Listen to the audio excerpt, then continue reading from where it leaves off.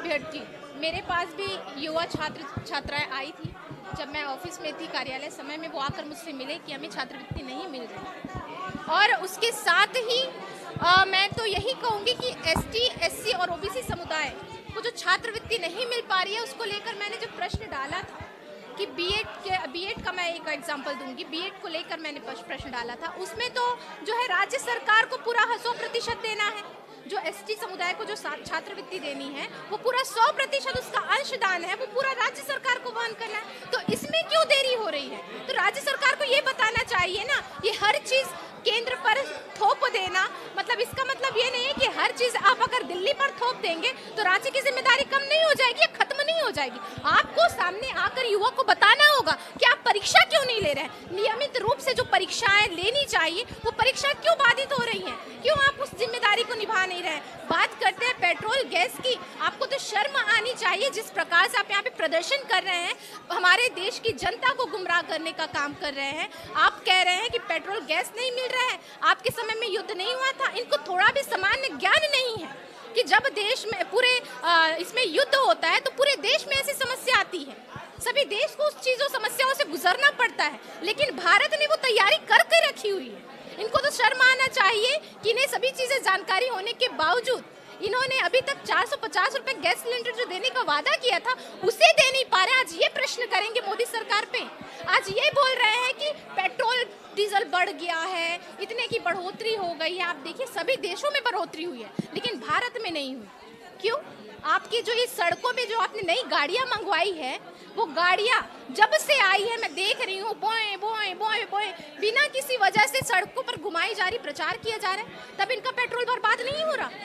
तो इन्हें तो ये सभी चीजों को बताना चाहिए। इन्हें इनकी उपलब्धि क्या है? सिर्फ ठगना, जनता को, युवाओं को, महिलाओं को, किसानों को मैया सम्मान देने का ये वादा किया था इन्होंने। कितनी महिलाओं को मैया सम्मान योजना का लाभ मिल रहा है? चलिए मैं एक समय के लिए मान लेती हूँ कि मैया सम्मान योजना जो है सहारा बन भी रही है, तो क्या सहारा जीवन का सहारा ही बन होता है? आप क्या दे रहे हैं? उन्हें रोजगार दे रहे हैं, आप उनके कौशल में विकास कर रहे हैं, आप उन्हें स्वास्थ्य की सुविधा दे रहे हैं, आप उन्हें सुरक्षा दे रहे हैं जिससे उनका भविष्य बन सकता है। आप तो सिर्फ जीवन यापन करने के लिए थोड़ा सा सहारा दे रहे हैं, उसका जो है महिमा मंडन कर रहे हैं, लेकिन उनका भविष्य बनाने की जब बात आती है तब आप पीछे दिखाई पड़ते हैं। उन्हें सुरक्षा देने की बात आती है तब आपकी सरकार तो कहीं और छुपी होती है। तो यही मैं कहना चाहूंगी कि पहले इन सभी व्यवस्था को ठीक करें, फिर देश विदेशों की बातों पर वो जाए। जी, देखिए किसी भी अभ्यर्थी, मेरे पास भी युवा छात्र छात्राएं आई थी। जब मैं ऑफिस में थी कार्यालय समय में, वो आकर मुझसे मिले कि हमें छात्रवृत्ति नहीं मिल रही। और उसके साथ ही मैं तो यही कहूँगी कि एसटी, एससी और ओबीसी समुदाय को जो छात्रवृत्ति नहीं मिल पा रही है, उसको लेकर मैंने जो प्रश्न डाला था कि बीएड का मैं एक एग्जांपल दूंगी। बीएड को लेकर मैंने प्रश्न डाला था, उसमें तो जो है राज्य सरकार को पूरा 100% देना है। जो एसटी समुदाय को जो छात्रवृत्ति देनी है, वो पूरा 100% उसका अंशदान है, वो पूरा राज्य सरकार को वहन करना है। तो इसमें क्यों देरी हो रही है? तो राज्य सरकार को ये बताना चाहिए ना। ये हर चीज केंद्र पर थोप देना, मतलब इसका मतलब ये नहीं है कि हर चीज आप अगर दिल्ली पर थोप देंगे तो राज्य की जिम्मेदारी कम नहीं हो जाएगी या खत्म नहीं हो जाएगी।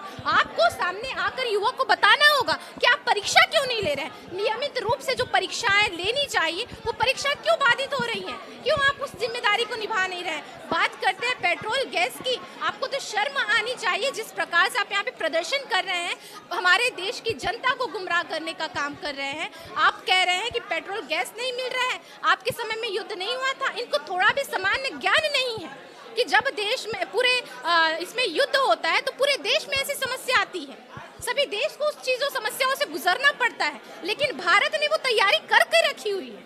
इनको तो शर्म आना चाहिए कि इन्हें सभी चीजें जानकारी होने के बावजूद इन्होंने अभी तक 450 रुपए गैस सिलेंडर जो देने का वादा किया था, उसे दे नहीं पा रहे। आज ये प्रश्न करेंगे मोदी सरकार पे। आज ये बोल रहे हैं कि पेट्रोल डीजल बढ़ गया है, इतने की बढ़ोतरी हो गई है। आप देखिए सभी देशों में बढ़ोतरी हुई है, लेकिन भारत में नहीं हुई। क्यों? आपकी जो ये सड़कों में जो आपने नई गाड़ियां मंगवाई है, वो गाड़ियां जब से आई है मैं देख रही हूँ बोए बोए बोए बोए बिना किसी वजह से सड़कों पर घुमाई जा रही, प्रचार किया जा रहा है, तब इनका पेट्रोल बर्बाद नहीं हो रहा। तो इन्हें तो ये सभी चीजों को बताना चाहिए। इन्हें इनकी उपलब्धि क्या है? सिर्फ ठगना, जनता को, युवाओं को, महिलाओं को, किसानों को मैया सम्मान देने का ये वादा किया था इन्होंने। कितनी महिलाओं को मैया सम्मान योजना का लाभ मिल रहा है? चलिए मैं एक समय के लिए मान लेती हूँ कि मैया सम्मान योजना जो है सहारा बन भी रही है, तो क्या सहारा जीवन का सहारा ही बन होता है? आप क्या दे रहे हैं? उन्हें रोजगार दे रहे हैं, आप उनके कौशल में विकास कर रहे हैं, आप उन्हें स्वास्थ्य की सुविधा दे रहे हैं, आप उन्हें सुरक्षा दे रहे हैं जिससे उनका भविष्य बन सकता है। आप तो सिर्फ जीवन यापन करने के लिए थोड़ा सा सहारा दे रहे हैं, उसका जो है महिमा मंडन कर रहे हैं, लेकिन उनका भविष्य बनाने की जब बात आती है तब आप पीछे दिखाई पड़ते हैं। उन्हें सुरक्षा देने की बात आती तब आपकी सरकार तो कहीं और छुपी होती है। तो यही मैं कहना चाहूंगी कि पहले इन सभी व्यवस्था को ठीक करें, फिर देश विदेशों की बातों पर वो जाए।